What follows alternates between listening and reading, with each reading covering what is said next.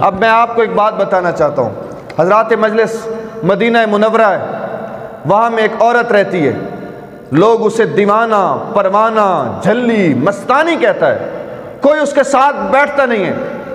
اس نے ایک دن اپنے من سے پوچھا, اپنے ضمیر سے پوچھا, اپنے عشق کے مفتی سے فتویٰ لیا, یار نہ کوئی سنتا ہے, نہ کوئی سناتا ہے, نہ کوئی بیٹھتا ہے, نہ کوئی بٹھاتا ہے, آج کسی ایسی بیٹھک پہ جاتی ہوں. وہ کسی نے کہا نا کہ میں آج محبوب کے دربار پہ جاتی ہوں جس کی شان یہ ہے, خلق ادین مہلئی دنیا,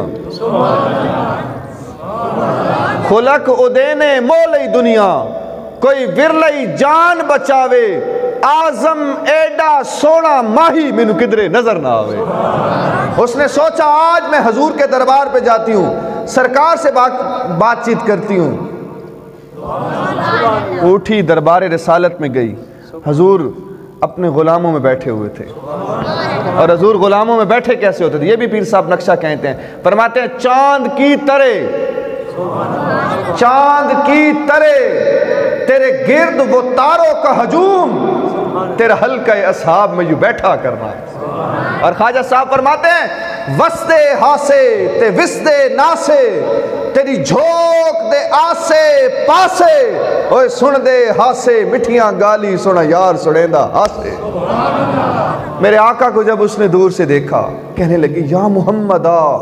حضور نے جو کیبنٹ تھی اس کو بروک کیا, سرکار کی جو مجلس تھی, حضور کے ساتھ جو گفت و شنید کی باتیں چل رہی تھی, سرکار جو آپس میں صحابہ کے ساتھ گپ شپ لگا رہے تھے, نینوں سے نین ملے ہوئے تھے, آنکھوں سے آنکھیں ملی ہوئی تھی, گفت و شنید ہو رہی تھی, بات چیت چل رہی تھی. جب اس نے میرے آقا کو دور سے کہا یا محمد میری بات سنیں, حضور اٹھے اس مائی کی طرف چلے گئے.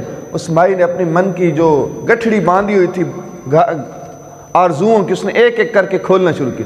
اس نے کہا یا رسول اللہ اے بھی دکھن, اے بھی دکھن, اے بھی دکھن, اے بھی.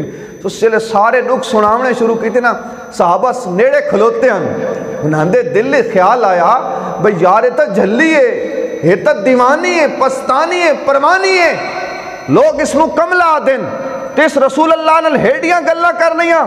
من میں بار بار یہ خیال آئے, یار حضور کو عرض کرتے ہیں محبوب آپ نے جوتے بھی نہیں پہنے, گرمی بھی ہے, بس کریں بس کریں.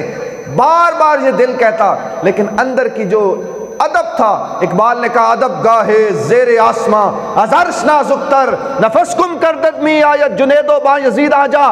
ارے صحابہ بات نہیں کر سکتے تھے, کیوں؟ کیونکہ لے سانس بھی آہستہ کے درگاہ نبی ہے. صحابہ کھڑے تھے چپ کر کے اور یوں ہاتھ باندھ کے بار بار عرض کرتے تھے توڑے دھکڑے دھوڑے کھاندڑیاں, تیرے نام تو مفت بکاندڑیاں, تیرے باندیاں دی میں تباندڑیاں, ہم درد کتیاں نال ادب. صحابہ کو کافی دیر بیت گئی.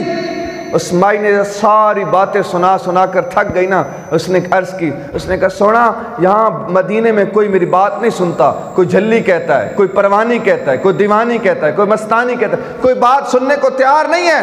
میرے آقا نے پتہ کیا فرمایا, حضور نے فرمایا جس کی کوئی نہیں سنتا اس کی محمد تو سنتا ہے.